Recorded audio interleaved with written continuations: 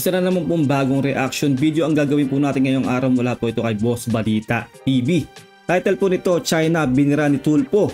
Ginanti tayo sa mga Chinese, nagkaisa na sa Senado. Sinuspindi na ang Made in China. Kung hindi ka pa po nakasubscribe sa akin channel, please subscribe para ma-update ka pag po naglalabas po tayo nito reaction video. Simulan na po natin to, let's do this. Kakapasok lang na balita. Grabe China binira ni Senator Raffy Tulfo. Pilipinas na iganti na rin niya sa WPS. Matapos kasi iban ni BBM dito ang pogo. Pati production nila sinuspende na rin ng Senate. Ayon kay Senate President Chis Escudero, para na rin tayo nakaganti sa China. Para na rin daw natin iginanti sa WPS mga Filipino. Tama daw kasi pinatigil ni Tulfo dito China ang gagawa. Tamang hindi na sila gagawa ng PUV modernization jeep daw dito. Imbes daw kasi mga Filipino dapat ang gagawa. Bakit sa China gusto ipagawa daw ng DOTR yan dito? Sa dami-dami naman daw kasi ng pwedeng gumawa. Dun pa talaga sa mga taong kinakawawa daw mga Filipino. Tama, dapat lang po yun na wag po ang China ang gumawa ng ating po mga jeep, no? Dapat po talaga Pilipino. Alam naman po natin talaga na meron tayong sigalot between China. At bakit China pa ang papagawa natin ng gano'n, di ba? Common sense din po yan, kaya okay po yung ginawa po ni Sen. Raffy Tulfo, no? Kaya wala nang deba-debate sila na ang gagawa. Suspendido na China PUV modernization ng jeep daw dito. Anong tingin nyo sa amin? Di namin gusto yun? Tingin nyo ba gusto namin mamatay, maaksidente yung mga pasero at hindi maging komportable? Tingin nyo ba ayaw namin aircon yung sinasakyan nila tulad namin at hindi walang aircon? Ang tanong, ayaw ba nilang bayaran yung mahal na jeep na gusto nyo? Magkano pinakamura? Can you answer me, sir? Yung cheapest po for class 2 or 3 is around mga 2.2 million po at umabot po to almost 2.6. Yun po yung mga gawang China. Meron po tayong gawang China. Exactly nga po. Wala doon sa presyo ngayon yung gawang Pilipino. Hanggat hindi po sapat ang financing, kahit anong puwersa nyo na magkooperatiba yan, para lamang makabili ng mga sinusubo ninyong ticket galing China at galing Russia, hindi po talaga ubre. Kaya palaging pinapaborahan itong mga foreign manufacturers tulad ng China at Russia because malakas magbigay ng kickback mga to. And yet, hindi nyo sila kinusulta, hindi nyo sila pinaborahan. Sila dapat ang inuuna ninyo kaysa yung muluka yung foreign manufacturers. Bakit? Ako may sagot ako dyan. Dahil may kickback kayo pag foreign manufacturers, special from China. Ito yung maganda lang din kay Sen. Raffy Tulfo talaga, no? Direct to the point magsalita, no? Yun nga naman, mag-kickback siyempre nga naman China at Russia. Sabihin, malalaking ano yan, no? Malalaking bansa yan na nagmamanufacture. Kaya kailangan po talaga ay masuwete po yung mga yan. Dapat po pagbigyan po na dapat po talaga maging Philippine made po talaga, no? Unahin po ang Pilipino sa kapwa Pilipino. Hindi po yung foreign na yan. Kasi unang-unang nga po, dyan din po nagkakaroon ng anomalya talaga. Yung pogo na nga lang po, di ba, malaking anomalya na yan, malaking kalokohan po talaga yan eh. Kaya ito na po, no, maganda po yung ginawa na to ng mga senador po natin na yan. Kasi po talaga pong hindi po maganda na China po ang gumawa ng ating mga PUV jeepney. Pag sa local, wala kayong kickback. Expose kayo. Yun eh. Yun lang yun, sir. Palagay ko, tama na po ang mungkahi. Mr. Chair, I will support your resolution as together with the Senate President that we suspend temporarily. So sa ngayon po, yung mungkahi ni Senate President, nagmula po sa mungkahi ni Senator na ating Chairman, Senator Tulfo, ay aking pinapangalawahan na suspindihin muna ang Jeepney Modernization Program. So wala na po na PUV Modernization Program. Suspended po muna yun. Mr. Chairman. Tipin nyo, no, hanggat may tiwali, hanggat may kurap talaga sa gobyerno po talaga natin ay hindi po talaga matatapos po ang nangyayaring ganyan po, no? Lalo po sa mga budget. Isipin nyo, no, may allotted budget lang nakarapat dapat sa isang ahensya pero dinadagdagan po nila yan dahil mga kurap nga po, no? Karamihan po talaga. Kaya maganda po talaga mungkahi ni Sen. Raffy talaga na itigil po muna yan kung China rin lang ang magmamanufacture o gagawa. Itigil na po yan kasi po alam naman po natin talaga na hindi po maganda unang-una na made in China ang magiging jeep natin. Buhay po natin, no, nating mga ordinaryong mamamayan na mga sumasakay po talaga ng jeep ang magkakanda leche-leche po kung talaga matutuluyan. Kasi po alam naman po talaga natin pag made in China ay talaga pong hindi po talaga magandang gawa po yan. Alam na po natin yan. PUV Modernization Program, suspended po muna yun.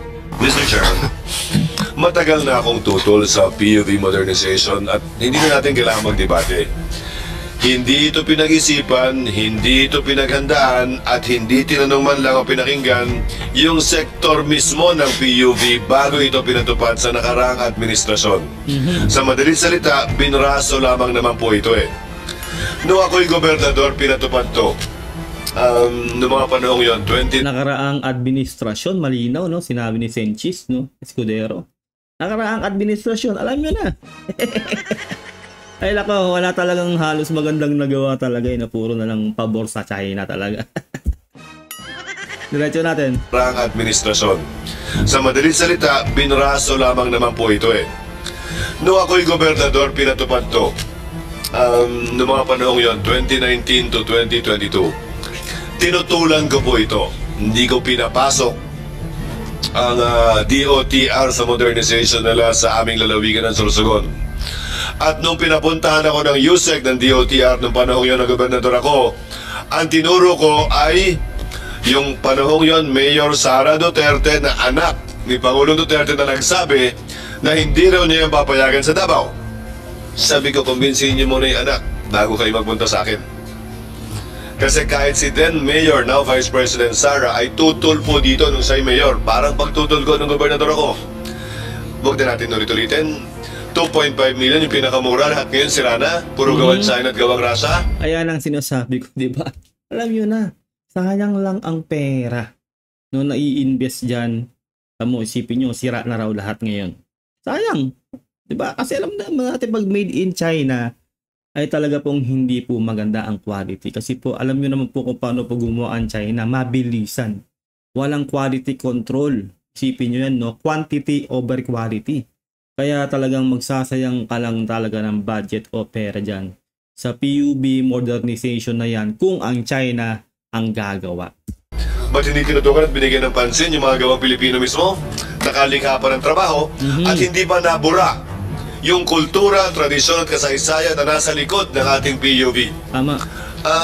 Unang-una po, no, talaga pong tatak na po ng mga ano po natin, saraw. Di ba po? Pilipino yun.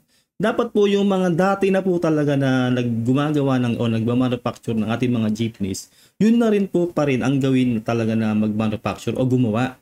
No, lalong-lalo na rin po yung saraw, di ba? Saka maglilika po talaga yun ng trabaho sa atin, no? Kailangan po yan ng ating mga mamamayan. Tayo po, kailangan po natin yan na magkaroon po ng hanap buhay. Dapat po talaga na Pilipino po pa rin ang gumawa niya para po meron po talagang mapagkukunan ng ating mga kababayan. Hindi po yung iaasa sa ibang bansa, lalo ng China. At alam na po natin talaga na hindi po talaga maganda paggawang China.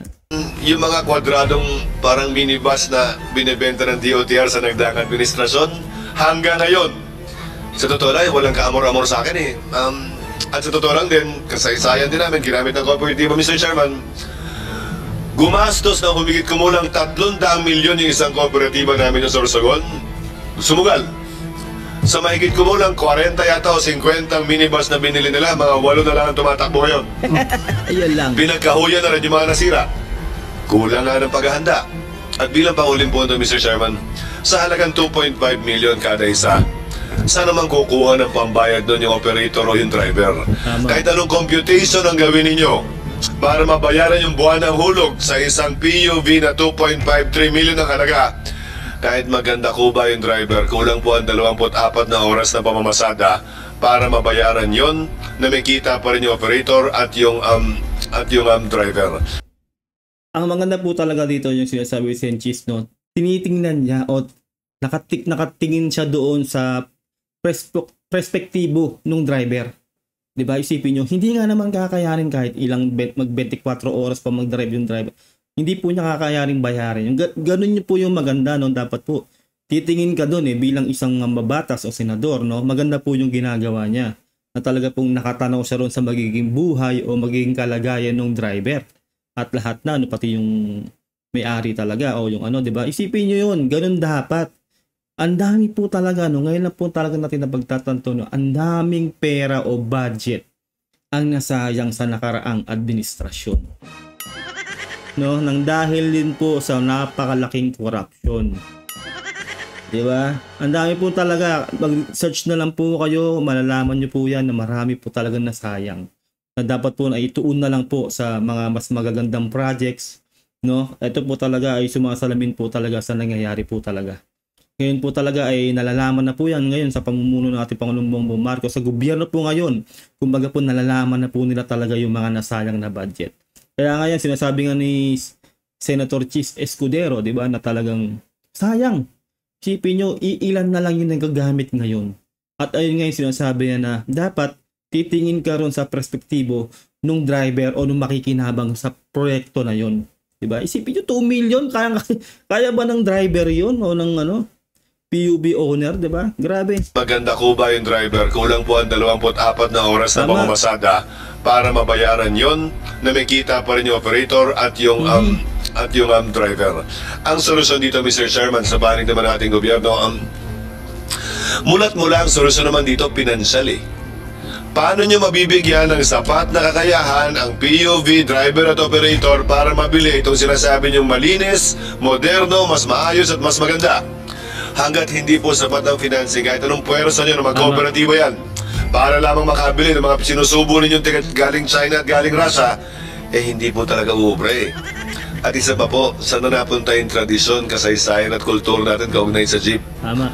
Hanggang ngayon po yung mga ambassador natin, pati po ako bilang Senate President ngayon, yung ibang mga senador natin at kongresista, ang pinapamigay po ay yung simbolo pa rin ng jeepney hanggang ngayon dahil parte na ito ng kultura at kasaysayan ng ating bansa. Isang ganun, buburahin nyo? Sino kayo?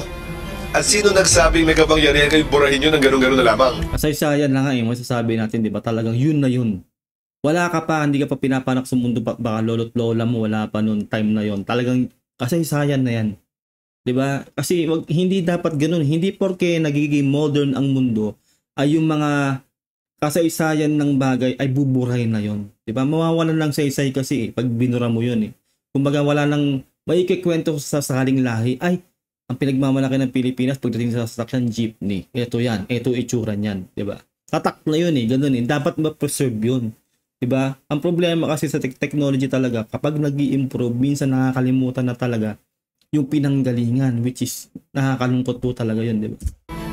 Kaya pinapanukala ko, Mr. Chairman, buwang paniniwala ko na mayoriya ng mga senador ay sumusuporta sa pagsuspindi ng modernization program na ito. Kaya imbis na panukalang batas o dagdag dito, makakapagpasa tayo agad ng resolusyon expressing the sense of the Senate na hinihiling at pinapanawagan sa Pangulo na ito'y pansamantala munang suspindihin hanggat hindi nasasagot lahat ng mga katanungan, lahat ng problema at lahat ng kwestyong pinansyal kaugnay ng modernisasyong ito. Buwang pag-asa ko, Mr. President. Dahil na rin sa mga naging posisyon ng Pangulo sa kanyang zona, partikular kaugnay ng Pogo, may isang bagay na pinakita si Pangulong Marcos kahapon. Siya'y nakikinig at siya'y sensitibo sa pulso at opinyon ng ating mga kababayan. At bilang inyong mga kinatawan sa Senado sa pangunguna ni Chairman Raffy Tulfo, paparinig natin at ihatid natin sa kanya yung pulso, pananaw at posisyon ng mas nakararami nating kababayan na ipagpaliban muna ito. At sana dinggin niya tulad na naging posisyon din ng Senado sa Pogo yung ating posisyon kaugnay nito na hindi na kailangan hintayin pa yung susunod na zona. Dapat lang po at sa tingin ko naman po talaga ay pakikinggan po yan at pag-aaralan po yan ng ating Pangulong Bongbong Marcos. Kasi matalino po ang ating presidente. Isipin nyo, dapat talaga alamin muna ang pulso ng bayan. No? Yung mga totoong gagamit ng jeepney. No, alam naman natin po yung mga yan, mga nasa Senado, hindi naman po sila gagamit yan eh. Sila lang ang magbibigay ng batas o magpapatupad.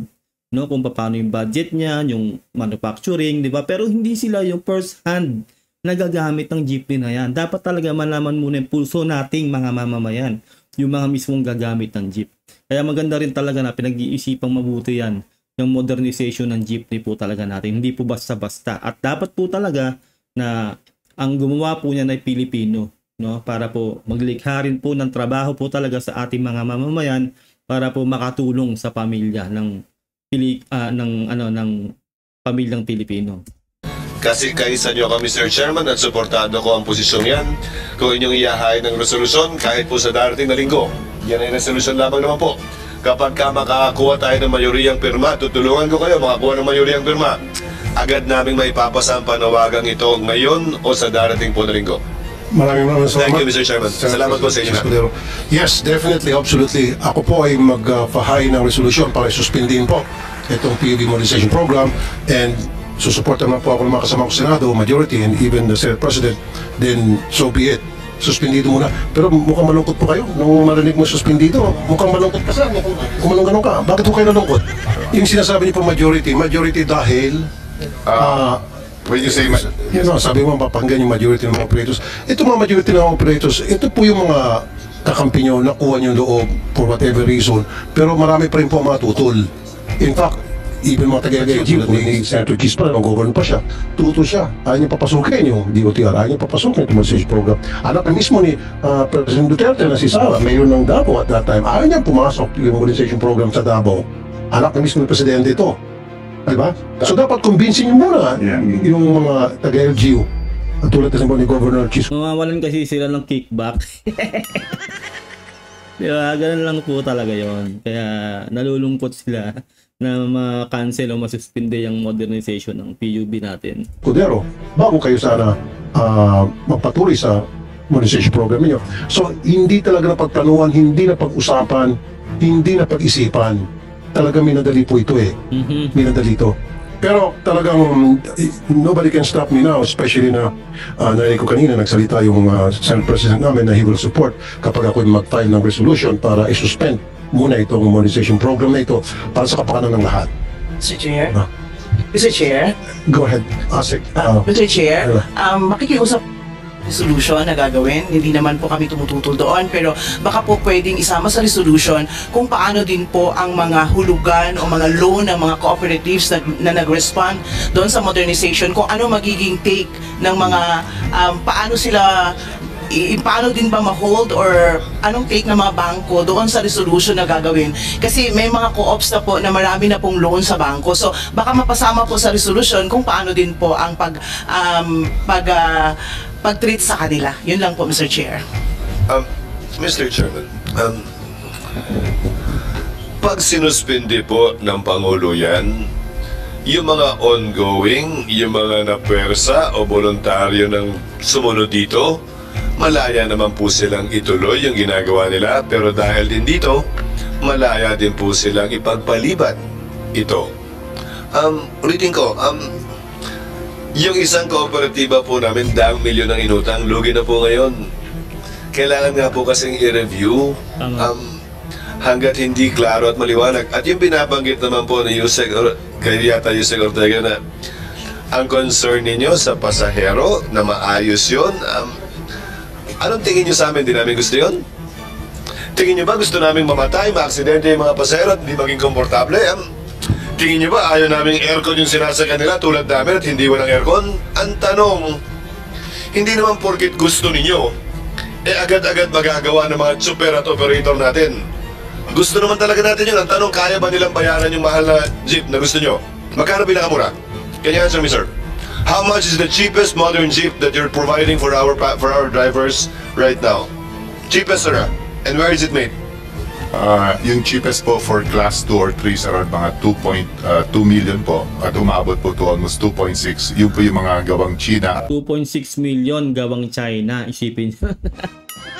Diba? Mahal. Isipin nyo yun, no? Hindi po basta-basta kakayanin po yan ng mga ordinaryong mamamayan ng Pilipinas. Isipin nyo yun talaga. Real talk lang po yan. Meron po tayong gawang China. Exactly nga po. Wala dun sa presyong yun yung gawang Pilipino. Magkano po yung buwan ng hulog? Sa isang jeep na 2.5 million, 2.6 million, sabi nyo. Magkano po ang down payment? Magkano po ang buwan ng hulog? Kayo po, dapat alam niyo po Dapat masagot yun ng diretso yan, ha? As per info po, yung mga depende po sa 7 years or 6 years na ina-take nila, mga 25 to 30,000 po. Magkano po ang down payment? Ang down payment po, 5% po. Sir, ang buwan ng hulog, magdedepende yan kung magkano ang down payment. Pag nag-down payment kayo ng 50%, edi mababa ang kada buwan na hulog nyo. Parang kotse, di ba? Pag depende sa down payment mo yung monthly talaga. Tama yun, yung sinasabi niya. Alam niya rin po talaga yung ganun kasi syempre, marami sasakyan yan ganun po yun. Kahit nga po motor, kung magda-down ka sa motor, di ba? Depende yung dinown mo sa magiging monthly payment mo. Ganun po yun. Kung 5% ang down payment nyo, then napakalaki ng buwan ng hulog nyo.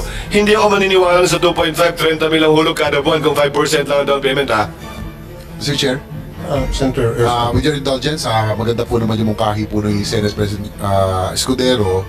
Pero now it seems that now that we are after this hearing, marami pa talagang problema kailangan ayusin. But hindi naman po tayo tutol sa modernization per se. Kasi kung ito'y magiging maayos, magiging epektibo, lalo na ngayon that we are pushing for mass transit, dapat nga po, sabi ko kanina, consolidated, coordinated po ang mga rota, no, ng buses, ng jeepney.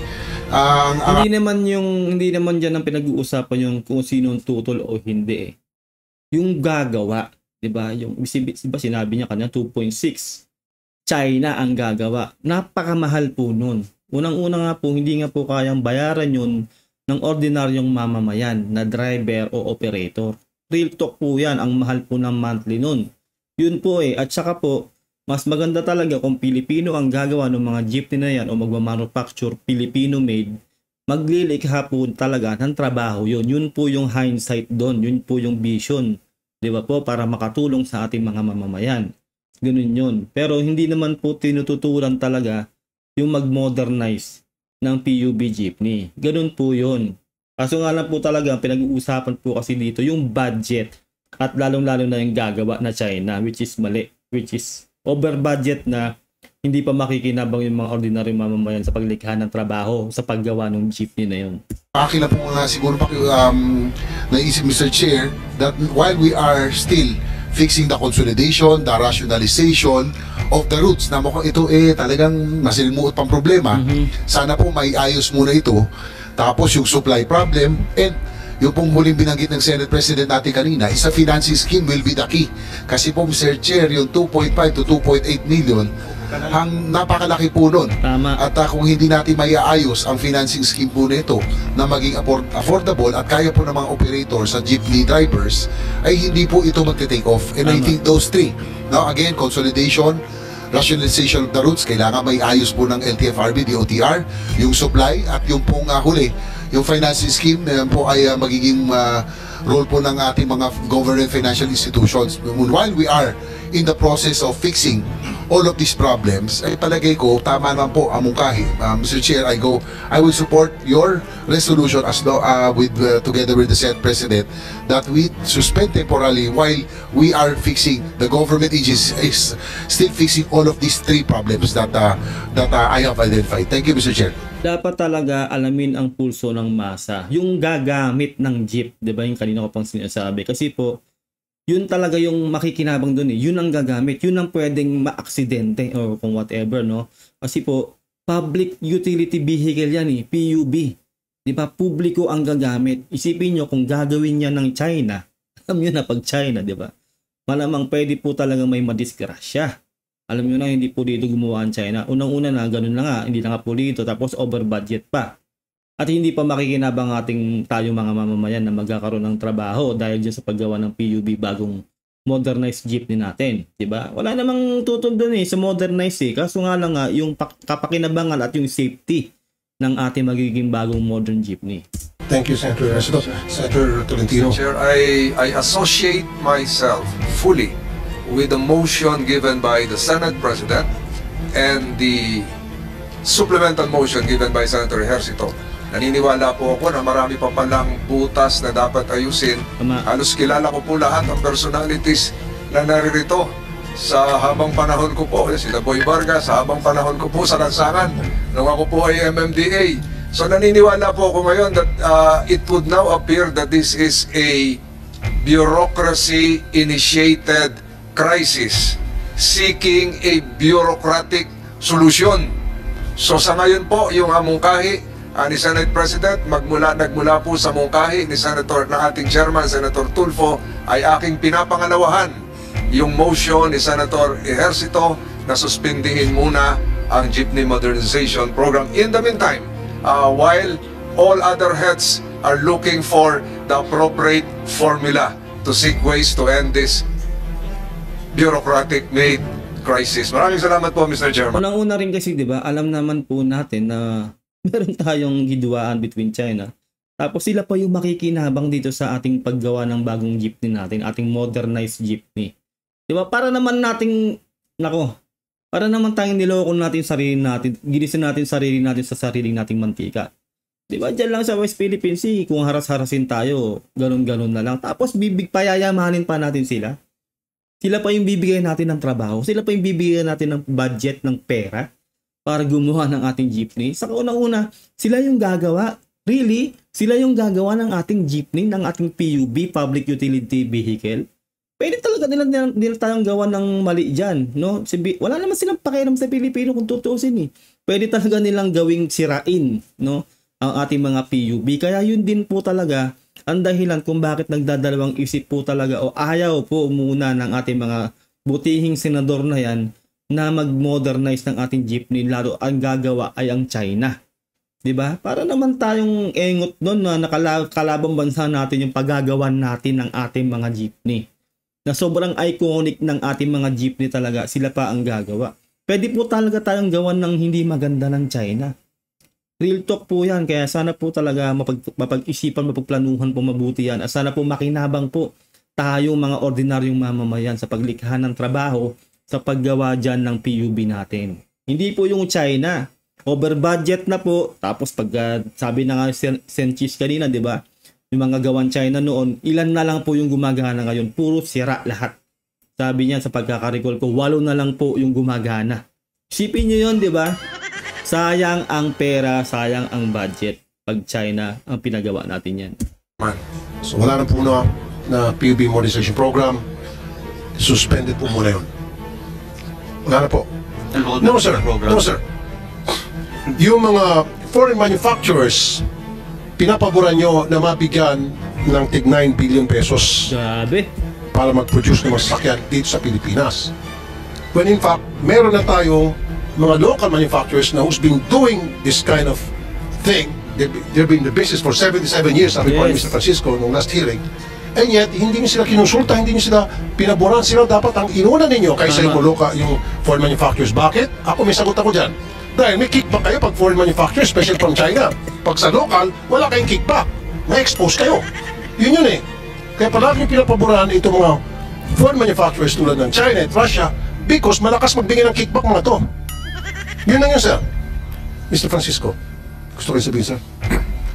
Yes, Mr. Chairman, salamat po. Yan po yung tinatawag na CARS program na noon pa po, nakikipagpulong kami, pabalik-balik ako sa opisina ni ASEC Mulong Manlapig na head ng CARS program. Tinatanong ko, di ba, bakit yung mga foreign manufacturers, binigyan mo ng 9 billion, dalawang foreign manufacturers? So 18 billion po. 18 billion, kasi 27 billion yung budget eh. Meron pang isang slot. Bakit ayaw nila ibigay sa amin? Tama. Paulit-ulit na kami doon. Tinatanong ko, wala akong makuha ang sagot. Wala akong makuha ang sagot. Bakit? Bakit ayaw nyo ibigay sa local manufacturers? Hindi ko naman inaangkin yun. Ako nga, totoo lang, hindi naman ako humihingi ng ayuda galing sa gobyerno. Dahil 77 years na kami gumagawa ng jeep, ako 32 years na personally. Hindi naman kami humingi ng miski isang piso galing sa gobyerno. Pero bakit yung foreign manufacturers, binigyan nyo? Kami hindi. Si Mr. Saraw nandito, binigyan ka ba na 9 billion? 9 pesos. Tipin nyo, Francisco at Saraw, andyan dyan pala sila, yung mga old school po natin, mga OG po natin talaga, yung mga sikat po talaga yan na manufacturer po natin ng ating mga PUV, mga jeepneys at marami pa pong iba, mga bus, ganun po. Lahat po yan halos. Tapos po, di ba, hindi po pinapriority ng mga pesting yawa na yan. Di ba, mas pinapaboran po nila yung foreign na manufacturer. Bakit? Yan din po ang hirap minsan po sa kapwa natin Pilipino, no? Hindi tayo pinapriority yung kapwa Pilipino. Mas pinapriority po nila yung alam po nila mas makikinabang sila, no? Kaya tama lang po yung sentimiento dito ni Sir Francisco at ni Saraw. Nandyan po talaga sila. Sila po talaga yung mga tumatak na, no? Isipin nyo, 70 years na po sila na gumagawa niyan. Hindi man lang sila pinagbigyan o binigyan ng slot, di ba? Grabe. Galing sa gobyerno. Pero bakit yung foreign manufacturers, binigyan nyo? Kami hindi. Si Mr. Saraw nandito, binigyan ka ba na 9 billion? 9 pesos? Wala rin. Walang binigay sa amin ni piso. Hinihingi namin yon. Ngayon, after nung first na nandito tayo na nag-hearing, nagkaroon ng consultation. kumontak sa akin si Yusek Aldaba ng DTI. So, para magkaroon ng usapan. Diba? So, ang hinihingi namin ngayon is, like, for example, localization ng parts and components. Para lahat ng components dito natin gagawin sa ating economic zone na ginagawa sa Camarines Norte. So, yun yung hinihingi natin, localization ng parts. Pwede ba kaming mabigyan ng BOI nang hindi kami humingi ng higit pa doon? Pero yung katulad lang na binigay nyo sa foreign manufacturers, pwede bang maibigay nyo sa local manufacturers? Yun ang tanong natin. Wala nga sila magiging kickback pag sa inyo binigay. Ay nako, pag may corrupt talaga, nako, mananatiling may mahirap kapag may corrupt. Real talk po yan, tandaan nyo yan, no? Kaya ito po, no, kawawa po ang ating mga local manufacturers, no? Yang Sarao, Francisco Motors, lahat po yan kawawa po talaga. Kumbaga nagbe-beg pa sila nagmamakaawa pa, isipin nyo, no, na dapat priority sila. Kasi Pilipino sila dapat priority sila yung first hand na dapat aalukan ng ganyan, no? Kaso hindi, dinedma sila. Mas binigay pa yung billion dollar na yan doon sa foreign manufacturer na China. Grabe talaga, mga corrupt talaga. Pwede bang maibigay nyo sa local manufacturers? Yun ang tanong natin. Qualifications. Ano nga po yung kanina ka pa ulit-ulit, makulit ka na, certain qualification, define qualifications para sa'yo. So ibig mong sabihin, hindi qualified itong mga local manufacturers natin na for the past 77 years, silang gumagawa ng mga jeepney. Firstly, Mr. Chair, they were... Tapos sasabihin nyo ngayon, qualified yung mga foreign manufacturers, they don't even know how the jeepney looks like. Nice one, Sentulpo. Galing na. Oo naman, di ba? Ano pang qualification ang hinahanap mo? 77 years, sabihin natin 80 years, something years yung mga yan, yung dalawang kumpanya na yan na locally made po natin talaga, na tumatak po talaga. Pag sinabing jeepney, Sarao, Francisco Motors, di ba? Parehas yan. Ano pa bang qualification? 77 years to 80 years na silang naglilingkod o gumagawa ng jeep natin. Ano pa bang qualification na hahanapin mo? Di ba? At unang-una, Pilipino yan. Dapat sila yung unang-unang makikinabang o unang-unang aalukan nyo ng trabaho o ng pagmamanufacture ng jeep natin. Kasi sila po yung OG. Sila yung talagang pinagmulan niyan. Sila yung nag-enhance niyan. Sila talaga yung nagpakilala sa buong mundo ng jeepney. Diba? No? Although alam po natin na galing po yung sa lumang sasakyan po ng US, talaga yung jeepney, no? Na talaga pong inano lang po ng Sarao at ng Francisco Motors. Pero pag sinabi mo talagang jeepney talaga, Sarao at Francisco Motors po talaga yan. Real talk, Philippine made. Ganun po yun. Pero bakit na hirap silang bigyan ng tong dalawang kumpanyang to na Philippine made? Kung di pa siguro nila kita sa drawing lang sa picture. And yet, they're qualified. At itong mga local manufacturers natin, they are not. Kaya nga hindi sila pinaboran, hindi sila pinakinggan. Come on, Mr. Buluran. Mr. Chair, let me first provide a background on what happened in the case of Francisco under the CARS program. This information was actually, we actually got this from the Project Management Office which previously administered the CARS program. Sir, pakidiretso na sir, pakiksagutom na ako. Bakit hindi nyo pinaboran ang local manufacturers natin at ang pinaboran nyo ay yung mga foreign manufacturers? Pakisagot lang po diretso. Mr. Chair, bakit po? According to the PMO, they were not able to file their application for enrollment within the period provided. Jesus. Mr. Francisco, hindi totoo yun. Napakalaking kalokohan nun. Kaya nga, parati ako nakikipag-meeting sa pamunuan ng CARS program. Kasi haba-habang problema na yan sa BOI. So, sa tagal namin, napakahaba na ng history namin. Ilang palit-palit na ng mga tao sa BOI. Kasi mula 1990s pa lang, iniipit na kami ng BOI. So, what can we expect? Diba? Alam mo, Mr. Buluran, napaka-flimsy, shallow yung binigay mong reason kung bakit hindi sila qualified because they didn't beat the deadline. They weren't able to file their application on time. Paulit-ulit na sila nakikipag-coordinate sa inyo, hindi nyo pinapansin Mr. Chair, hindi makasagot ng ayos no? Ay nako, kung mga corrupt kasi itong mga to talaga nako, talagang nasisilipan na sila ng butas, no? Okay din talaga yung panggigisa ni Sentulpo sa kanila, no? Grabe talaga, kawawa po talaga. Isipin nyo, kapwa mo Pilipino, hindi mo i-priority, pahihirapan mo pa. Kailangan pa talaga na humingi pa ng slot sa'yo para lang kumbaga magkaroon sila ng line-up dyan sa pagiging manufacturer ng jeepney natin. Grabe. Sir, baka they don't meet the qualification para sa inyo para mabigyan si Eddie. Kila po si Eddie? Kila niyo po? Eddie, ikaw? Ay, yung kasabi sa kanto, Kanye. Yun sir yun eh. Hindi, kanina, sorry sir palaging pinapaboran ang mga foreigners, Tama. foreign investors, foreign manufacturers, kaysa sa local. Although I'm not against sa mga foreign investors, pero dapat nasa tama lang. In this case, dito sa jeepney monetization program, pinapaboran yung mga foreign manufacturers because merong kickback. Kita mo, 2.4 million pagkamahal-mahal na sasakyan. Samantalang pag si Mr. Francisco, magkano kung sakali yung inyong jeep na gagawin? Yung tunay na jeepney natin, 1,997,000. Kaya Grabe, 1 milyon ang diferensya. Isipin nyo yun, no? Grabe talaga. Isipin mo, totoo nga yun, no? Hindi, mawawalan sila ng kickback talaga kapag Pilipinong gumawa tong Saraw sa katong Francisco Motors. Grabe. Nako talaga, lagi sinasabi, no? Kapag may kurap, hindi mawawalan ng mahirap. Real talk po talaga yan. humihingi kami ng ganyang incentive galing sa gobyerno para mas lalo pa natin mapababa yung presyo. Yung 1997 na yun, bababa pa yun ng mga 30 to 40% when we localize all of the components. Meron tayong capabilities. Hindi na natin kailangan i-prove yun. Lumabas ka lang dito, makikita mo yung mga orange na tumatakbo dyan ng mga Pinoy. Kami may gawa nun. Simula 1970s, hanggang ngayon tumatakbo pa rin.